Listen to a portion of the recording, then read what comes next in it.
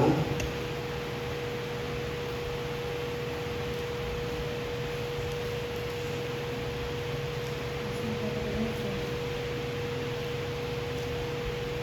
Quem achou de amém?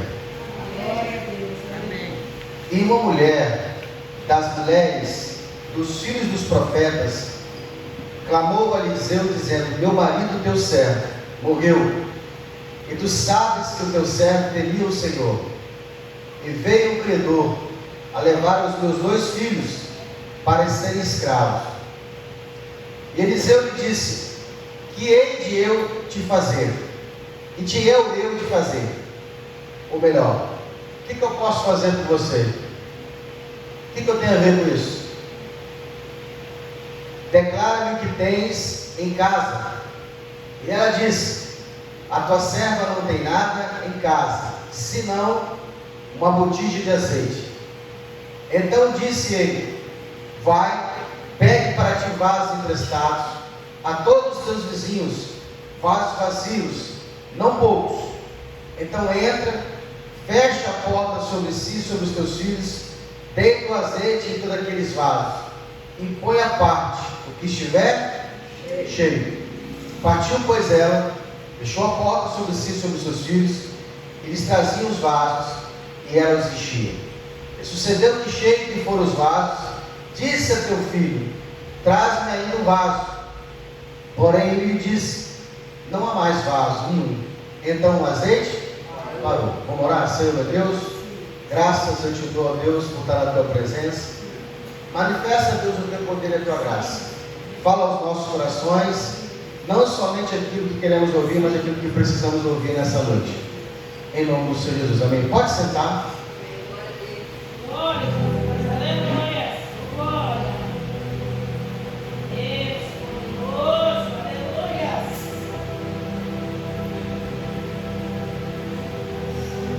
Essa passagem ela fala de uma mulher que, irmão, tudo que nós precisamos no momento de escassez, no momento em que a nossa vida ela se encontra no labirinto. O que eu preciso, pastor? Quando a minha vida ela não tiver mais solução, ela não tiver mais visão de uma saída. Quem já se sentiu assim? E você está numa situação que você fala: eu não tenho nem como ir para a direita, nem para a esquerda, nem para frente, nem para trás. Estou numa situação que eu não vejo sair. O que a gente precisa nesse momento? Quando a gente não consegue enxergar saída para aquela situação que nós estamos. Nessa caminhada com Deus, eu descobri que por mais difícil que seja o meu deserto, por mais difícil que seja a situação que eu estou vivendo, Deus tem pelo menos 1000 soluções para aquilo que eu não acho solução. Deus tem 1000 formas de tirar você daquela situação que você não vê solução. Agora, tudo que eu preciso, em momento que eu estou com essa dificuldade, é que eu vá até o profeta. Deus colocou a sua palavra na vida de algumas pessoas. Eu tenho que descobrir quem é o profeta que Deus colocou na minha vida. Porque o profeta, ele tem a palavra que vai tirar você daquele calabouço, daquela masmorra, daquele buraco, daquele deserto. É o profeta que ele vai te dar uma direção. E essa palavra profética, ela vai te dar um rumo para a sua vida. Não é qualquer pessoa. Por isso que você tem que se guardar a sua vida, para que você não fale da sua vida para qualquer um. Ninguém pode ficar sabendo o que está acontecendo com você, a não ser Deus e o profeta. Eu acho interessante que essa mulher, ela está com uma situação muito difícil mesmo. Porque não era normal uma mulher em Israel trabalhar. Não era comum uma mulher em Israel ter bens. E essa mulher, além de estar sem recurso, ela está com uma dívida muito grande. E ela está correndo o risco de perder seus filhos, porque havia uma lei em Israel que dizia que se um judeu, um israelita, ele contraísse uma dívida e não pudesse pagar, ele deveria trabalhar como escravo para aquele aquele que ele devia, e se ele não pudesse trabalhar, os filhos trabalhariam, no máximo 6 anos, o 7º ano teria que sair livre. E essa mulher está correndo o risco de perder os filhos, e se ela não pagar, os filhos vão ter que trabalhar de graça, por 7 anos até a dívida ser paga. Agora, ela tem uma solução. Qual a solução? Ela vai até Eliseu, o profeta do Senhor. Quem é o profeta, pastor? É aquele que Deus colocou a palavra de Deus nele. O profeta, ele é o guardião da palavra de Deus. Todas as vezes que Deus, ele quer falar com o povo, ele vai até o profeta. Havia 2 pessoas, 3 delas que mantinham o Espírito Santo no Antigo Testamento: o rei, o sacerdote e o profeta. O rei é quem julgava as questões políticas do povo, era quem governava o povo. O sacerdote era aqueles que traziam os pecados da nação e eles faziam intercessão entre o povo e Deus. Quem era o profeta? O profeta era aquele que Deus, quando queria falar com o povo, Deus ia até o ouvido do profeta, reclamava com o profeta, e o profeta transmitia. Então o profeta era o porta-voz de Deus. Todo profeta, ele tem em si a palavra de Deus dentro dele. Não confunda profeta com espírito de profecia. Deus pode usar qualquer pessoa que crê nele com espírito de profecia. E alguém que tem um espírito de profecia sobre ele pode, por uma inspiração divina, o Espírito de Deus pode descer sobre ele e ele naquele momento profetizar. E aquilo que ele profetizou, possa ser que se cumpra, pode ser que não. Possa ser que ele fale 100%, 60% seja Deus, 40% seja da pessoa. Agora o profeta não. Diga assim, o profeta não. O profeta, mesmo que Deus não fale, tudo que ele falar não cai por terra. Olha a responsabilidade do profeta. Mesmo que Deus não fale, a palavra que ele fale, Deus sustenta. Na profecia de Elias, eu estou falando de Eliseu, mas Elias, ele está tão indignado com a situação de Israel. Eu acho que ele está como eu hoje. Eu estou tão indignado com os irmãos que menosprezam a palavra de Deus, que menosprezam o culto do Senhor, pessoas que não reverenciam o culto ao Senhor. Ele estava chateado, ele estava revoltado com o povo, revoltado com Israel, porque Israel havia se corrompido. Havia uma pessoa em Israel que estava fazendo o povo se corromper, era Acabe. Acabe estava deixando Israel fora do rumo de Deus. Acabe foi levantado para governar Israel, e tudo ele estava desgovernando. Não era um governo, era um desgoverno. E ele fica revoltado, e ele vai até Acabe, diante de Israel, e ele vai dizer: não é o Senhor. Ele não disse o Senhor, ele disse: conforme a minha palavra, durante 3 anos e meio não vai cair uma chuva e nem orvalho na terra. Ele não disse: assim diz o Senhor, conforme a minha palavra, estou fechando o céu, não vai cair nem chuva nem orvalho. E Deus, ele assina, ele faz com que a palavra do profeta se cumpra. É por isso, irmãos, que se eu quero ser um profeta de Deus, eu preciso guardar muito aquilo que eu falo, porque Deus, ele vai usar a minha palavra, aquilo que eu falo, para se cumprir. Eu já peguei situações onde para eu sair de alguma situação de risco, eu menti, ou se alguns preferem omitir, né? Disse uma coisa que não tinha acontecido. Irmão, Deus não brinca com isso. Aquilo que eu falei que não tinha acontecido, aconteceu, só para provar que Deus cumpre aquilo que a gente fala. Glória a Deus. A gente tem que tomar muito cuidado com a nossa fala. O profeta tem que tomar muito cuidado com aquilo que ele fala, porque quando você fala, você retroalimenta aquilo na sua vida. Você não pode ficar falando que a sua vida é um desastre, você não pode ficar falando que a sua vida é um miséria. Você não pode ficar falando que você é um derrotado. Você não pode ficar falando que a sua vida não. Você tem que decretar na sua vida sendo melhor. Como é que está a sua vida? Está tudo bem.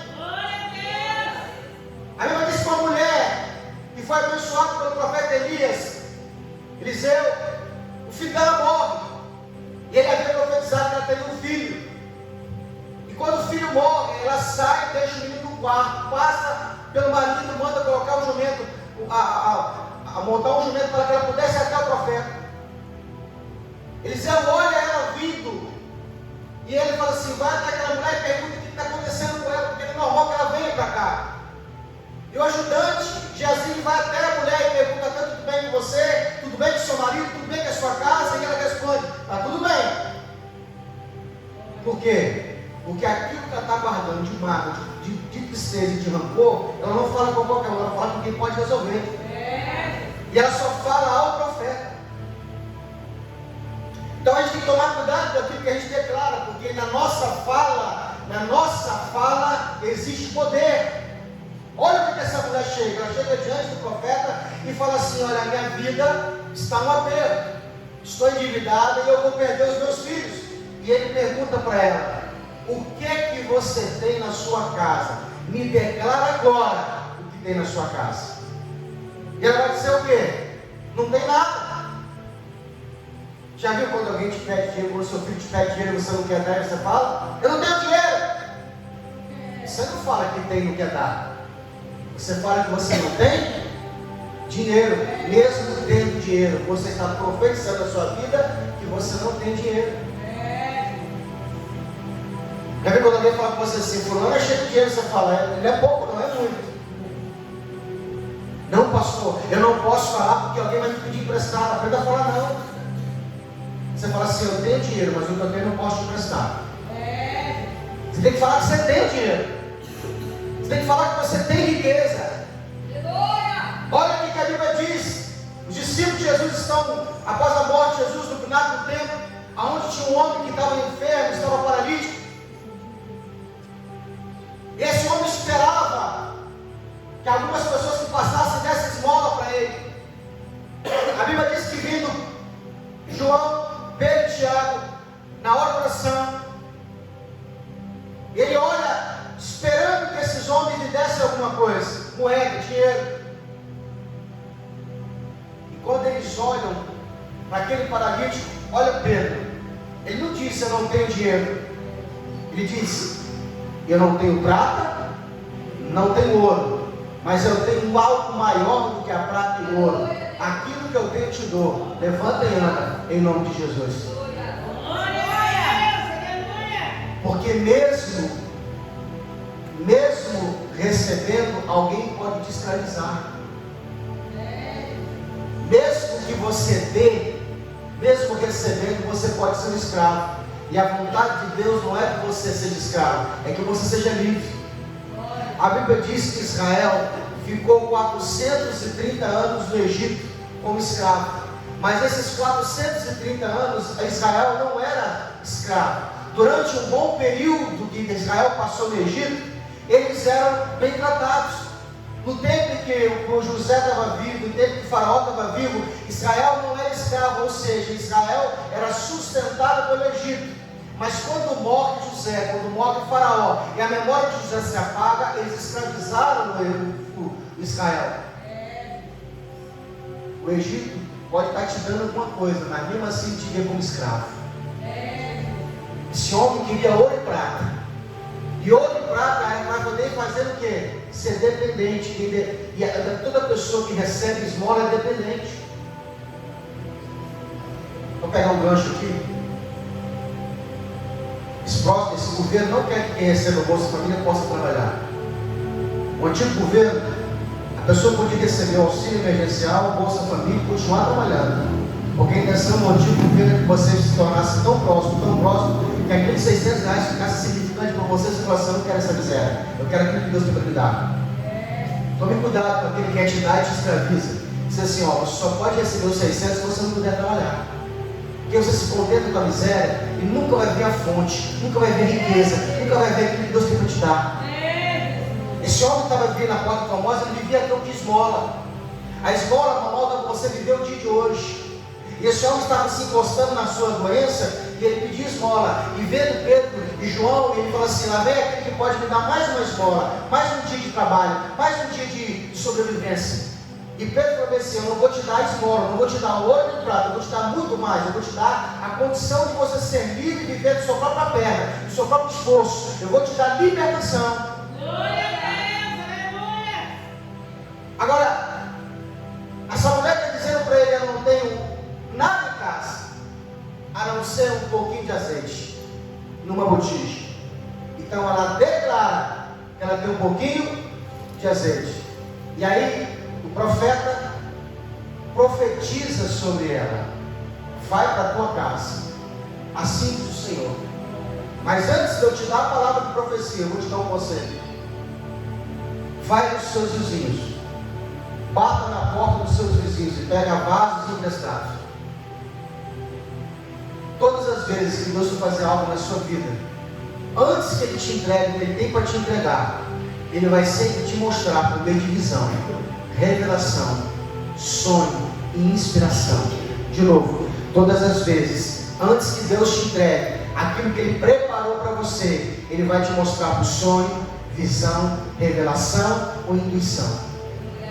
Sabe quando você acorda, você olha para a sua vida e ainda está a mesma coisa, mas você sente que algo novo está acontecendo? Você chega para alguém e fala assim: não sei o que está acontecendo comigo, mas de tempo para cá eu estou com a confiança, eu estou com a vontade de viver, eu estou me sentindo uma pessoa mais forte, estou me sentindo uma pessoa mais poderosa.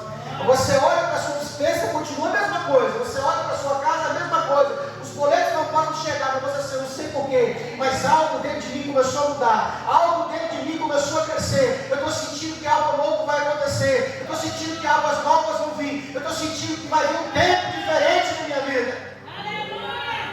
Antes que ela vivesse um tempo de fartura e prosperidade, o profeta falou assim: eu quero dizer uma coisa para você, eu quero que você acredite no que eu vou falar. Vai nos seus vizinhos, pega emprestado. Irmão, quem emprestaria alguma coisa para uma mulher que está devendo?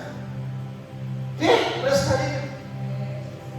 Quem, em seu juízo, faria um crédito para essa mulher? Porque ele falou assim: é tão forte a palavra que eu tenho para te dar, que eu quero que você teste várias pessoas que você conhece.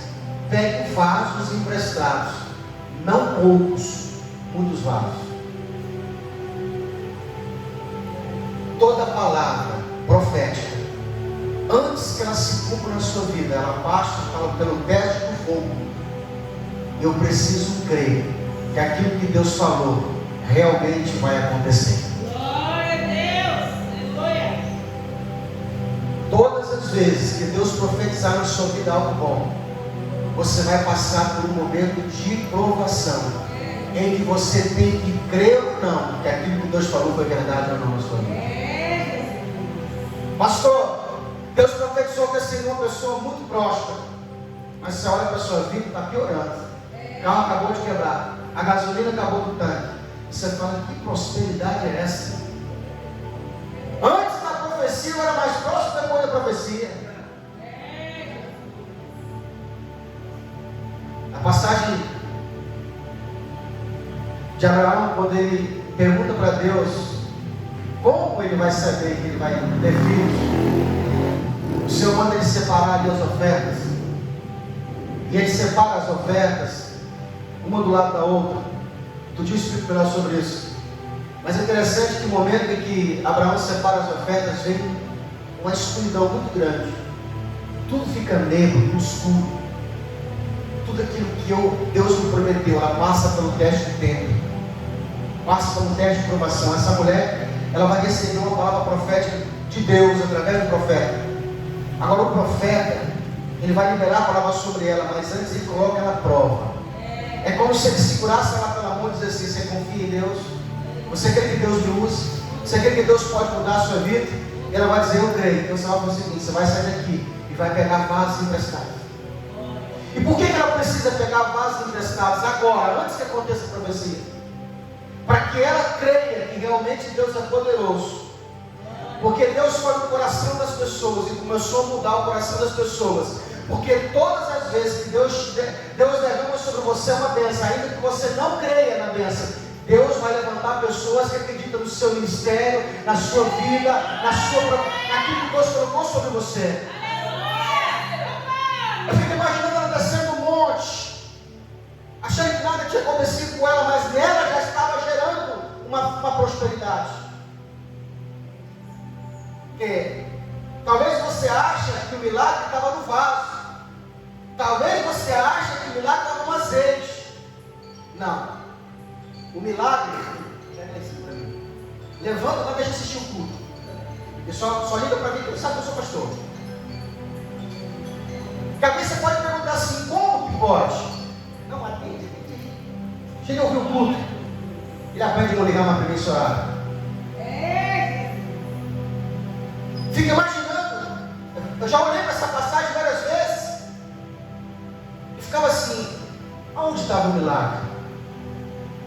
Estava na palavra do profeta, estava no azeite. Será que era o azeite que era diferente? A Bíblia podia mostrar o nome do azeite para a gente comprar. Será que era o vaso que ela pegou emprestado? Porque quando Deus derrama sobre nós uma bênção, uma palavra profética, a gente fica tentando achar quem vai ser que vai nos abençoar. Quem é que vai nos abençoar? Será que é o lugar que eu vou? Será que é o quê? É o trabalho que eu vou? É onde que eu vou? Deixa eu falar uma coisa para você. Deus não coloca bênçãos dele em coisas. Deus coloca bênção em pessoas. Quando ela sobe em cima do monte e o profeta profetiza sobre a vida dela, a palavra de Deus entra nela e a profecia cumpre-se nela. A bênção de Deus está em você. Deus vai tirar de dentro de você aquilo que Ele precisa fazer para mudar a sua vida. Um dia uma mulher, 2000 anos atrás, recebe um anjo. A Bíblia diz que o nome do anjo é Gabriel. Diga comigo, Gabriel. Gabriel aparece diante de uma virgem em Israel. O nome da virgem é Maria. E ele diz assim, salve agraciada, bendita és tu entre as mulheres. E ela fala, que saudação é essa? Aquele que fala Shalom Damai, e você fala, deve ser uma coisa do céu. E ela não viu o anjo, ela viu o homem. A gente sabe que era o anjo, porque a Bíblia descreve que era o anjo Gabriel. E ela fala bem assim, olha, você será abençoada, porque de ti sairá o Salvador da terra. Você vai conceber pelo Filho. Ela fala assim, eis-me aqui, Senhor, cumpra-se em mim a tua vontade. Mas peraí, como assim eu vou ter um filho? Eu não conheci varão, não conheci homem algum. O que Maria quer dizer? Se aquilo que Deus vai me dar, quem vai ser a pessoa que vai me dar? E o anjo responda para ela, Maria, não se preocupe em esperar em pessoas, porque o Espírito de Deus fará dentro de ti aquilo que vai nascer, e ele será uma bênção. Quando Abraão sai da presença de Deus, Deus falou assim, Abraão, sai da tua terra, da tua parentela, para o lugar que eu te mostrarei, e lá você será próspero. Não era Canaã que era próspero, era Abraão que era próspero. A Bíblia diz que Canaã floresceu porque a bênção de Deus estava em Abraão. Para de esperar em pessoas aquilo que Deus colocou na sua vida. Deus vai tirar de dentro de você a bênção que vai mudar a sua história. Ela falou, eu não tenho nada em casa. E não precisa ter, porque Deus vai tirar de dentro de você o que vai mudar a sua história. E ela sai, desce do monte, bate na porta primeiro, abre a porta. Amor, a viúva está aqui. Qual viúva? Espera um pouquinho. Aquela desonesta, aquela endividada. Quando eles olham a porta, não vê endividada, vê abençoada. O que você deseja, querido? Eu vim te pedir o vaso emprestado, porque todo mundo em Israel sabia que ela tinha sido consultar com o profeta Eliseu, e sabia que quem vai diante do profeta volta de lá com uma palavra de Deus. Deus já começa a mudar a história dela, porque se tem uma coisa que é perfeita na palavra de Deus, é o princípio de reconhecimento e honra. Você quer ser abençoado? Abençoa quem tem que estar debaixo de bênção, porque quando Deus resolver a bênção dele se cumprir, respira sobre a sua vida. É muito bom estar do lado de gente próxima, de gente abençoada. Porque quando Deus resolver cumprir a bênção sobre ele, respinga sobre a sua vida. Um dia Deus colocou a bênção dele sobre um menino chamado José. Todas as pessoas que conheciam José sabiam que algo diferente estava naquele menino. Porque aonde ele colocava a mão, Deus abençoava. Um dia um rapaz resolveu ter um contato com ele na cadeia. E José revela o sonho desse jovem, que era o copeiro do faraó. E ele se lembra que José serviu ele no cárcere. E ele vai dizer: agora me lembro dos meus pecados, porque ele me serviu e agora eu esqueci de abençoá-lo, mas hoje eu vou cumprir o meu voto. E a Bíblia diz que ele fala bem de José para Faraó. E Faraó chama esse homem, José. José se torna o governador do Egito. Porque a hora que Deus marcar para cumprir suas promessas, todo aquele que te abençoou também será abençoado. Olha o que Deus disse para Abraão: Abraão, não se preocupe, porque eu vou abençoar aqueles que te abençoaram. E não precisa você, Abraão, presta atenção, não precisa você amaldiçoar ninguém, porque todo mundo que te amaldiçoar, eu vou te amaldiçoar. A gente leu errado, a gente fica achando que a gente vai amaldiçoar os outros. Não, nós somos bênçãos. Na nossa vida a gente não pode estar amaldiçoando os outros, a gente tem que sempre abençoar as pessoas, porque aquele que te amaldiçoar já é amaldiçoado por Deus. Não é você que amaldiçoa, é Deus. A mulher sai de lá com uma bênção do Senhor. E ela entra dentro do quarto, conforme a palavra do profeta. Pega o azeite. Era só um tiquinho, tá, irmão? Aquele fio de azeite que você coloca na salada, era só. Tem quando você vai jogar a garrafa fora? Que se olhar no fundinho daquele restinho, era aquilo que tinha. Depois ela falou assim: não tem nada lá em casa, ela lembrou que tinha uma vasilha, que tinha um pouquinho ainda. Aquela rapinha no fundo do tacho. É porque você acha que para você ser alguma coisa você precisa de muito. Deus só precisa de um pouquinho para multiplicar na sua vida. Você acha que quando você tiver muito você vai abençoar a obra de Deus. Não, é pouquinho que você dá que Deus vai multiplicar. É os seus R$2 que Deus quer, é o seu R$1 que Deus quer, é os seus R$50 que Deus quer. Não é grandes quantidades, é o pouco que Ele te dá que você é fiel. Não espera Deus te dar muito para você ser fiel, porque você nunca vai ser. Porque a Bíblia diz assim: desde que você foi pouco, eu te colocarei no muito. Não é quando está no muito que vai te colocar no muito, é quando você está no pouco. E ela pega um pouquinho de azeite, pouquinho, e ela começa a derramar. Irmão, o milagre acontece quando ela toca no vaso, porque a bênção que estava nela passa para dentro do vaso, que passa para o azeite e derrama para a vasilha. Toda profecia, todo milagre que Deus faz, passa por você. Glória a Deus. Tem uma passagem aonde Jacó, ele foi enganado pelo seu sogro. 10 vezes Labão muda o salário de Jacó. Jacó trabalhou 14 anos pela mulher que amava. E Labão sabia que Jacó era abençoado por Deus e ficava fazendo dele escravo. Um dia, Jacó falou assim: olha, eu já trabalhei 14 anos pela mulher que eu amo e eu agora vou embora. Preciso criar minha vida, preciso ter liberdade. Labão falou assim: não vai embora não. Fala o teu salário que eu vou te pagar pelo teu trabalho.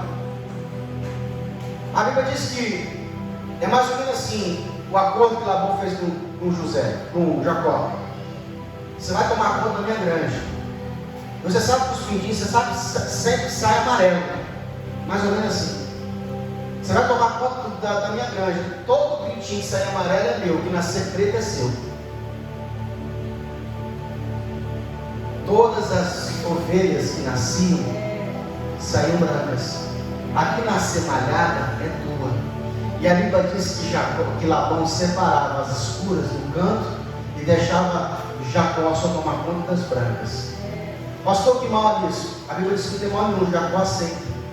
Só que Jacó vai falar com Deus.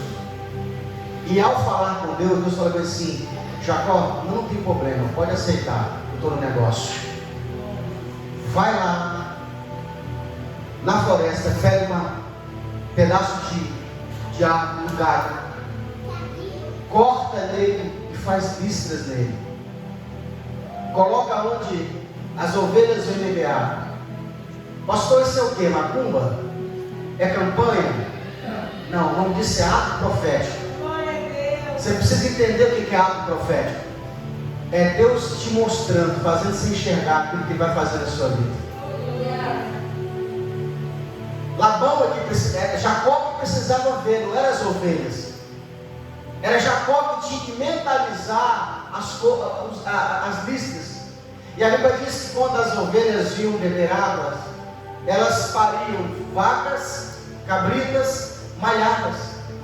De forma que quando Labão via a colheita de Jacó, os rebanhos, ele observava que parece que as bichinhas só davam nele, só davam malhado. Ele falava assim, ó, o negócio, a partir do mês que vem agora, as malhadas minhas, as brancas suas. Jacó ia lá e tirava o galho. E ela só dava branca. Pastor, o que é isso? É mandinga? É macumba? É campanha? Não, é ato profético. Ele estava cada vez mais colocando na sua mente aquilo que ele sempre queria. Deixa eu falar uma coisa com você. Você tem que fechar os olhos agora e começar a mentalizar e começar a se imaginar como é que vai ser a sua vida no ano que vem. Aonde você vai estar, o que você vai estar fazendo, o que você vai estar comprando, o que você vai estar comendo. É isso que você precisa ver. Porque Deus já colocou dentro de você a palavra profética, a palavra de vitória, a palavra de bênção. Tudo que eu estou vivendo hoje, eu imaginei há 5 anos atrás, há 15 anos atrás. Hoje eu ando no carro, que lá atrás eu via. E hoje eu estou começando a ver o carro que eu vou andar amanhã. Você tem que começar a se imaginar o que você quer para a sua vida. Tem um pregador muito famoso, que quando ele pregava, ele dizia assim: sonhe, onde sonhar, você nunca irá além dos seus sonhos. É verdade, é real. Essa mulher, viúva, endividada, ela começou a imaginar e ver o azeite saindo, enchendo as vasilhas. Enquanto tinha vasilha emprestada, o azeite ia saindo. O que é isso, pastor? Medida de fé. Deus só vai até onde você crê. Deus não vai aonde você não crê. Se você acredita que Deus pode te tornar um grande pregador, você vai ser um grande pregador. Se você mira nas estrelas, você pode chegar até a lua. Mas se você não tem a altivez de mirar coisas grandes, Ele não pode colocar você lá. Pense alto, sonhe alto, se veja grande. É assim que Deus quer. Se veja governante, se veja vencedor, se veja uma pessoa próspera. E prosperidade, irmão, não é dinheiro. Prosperidade é ter a fonte dentro de você. Quem é próspero sabe que dentro dele tem uma fonte que jorra para a vida eterna. Essa mulher, ela faz algo profundo e tremendo. Quando ela pega aquele monte de vaso cheio de azeite, ela fala assim: eu agora não posso tomar nenhuma decisão, porque quando eu não tinha nada, eu fui até o profeta e ele me deu uma direção. Agora eu preciso saber o que esse profeta vai fazer na minha vida. E a Bíblia diz que ela volta lá e conta para ele o que aconteceu. O que quer dizer isso aí? Quando você for honrado por Deus, se lembra do profeta que te abençoou? Se lembra daquele que derramou uma palavra sobre a tua vida? Ela volta lá e pergunta para ele assim: eu agora sou próspero. Deu certo, cumpriu. E agora, o que eu faço com a minha vitória? Ele vai dizer: vende, paga a sua dívida e vive do resto. Dá outra direção para ela. Todas as vezes que a gente for abençoado, temos que honrar a fonte que nos abençoou. Lei dá reconhecimento e honra. Outro código que eu vou dar para você: você nunca vai ser nada daquilo que você não admira. Se eu admiro algo, me torna aquilo que eu admiro. Se eu admiro um bom pregador, eu posso chegar a ser como ele. Se eu admiro as pessoas que são prósperas, eu abençoo elas, eu vou ser próspero. Se eu falo mal de quem é próspero, eu nunca vou ser próspero, porque eu não tenho minha admiração. Por isso que todas as vezes que você vê alguém crescendo, você glorifica a Deus e fala assim: que seja mais abençoado. Porque quando você abençoa quem é abençoado, a bênção volta para você. Quando você abençoa quem é próspero, a prosperidade volta para você. Quando você abençoa quem está vencendo, a vitória vem sobre a sua vida. O segredo da prosperidade é abençoar quem está sendo abençoado. Porque a Bíblia diz que não existe boa dádiva nem do perfeito que não vem do céu, do Pai das luzes. Todas as coisas é permissão de Deus.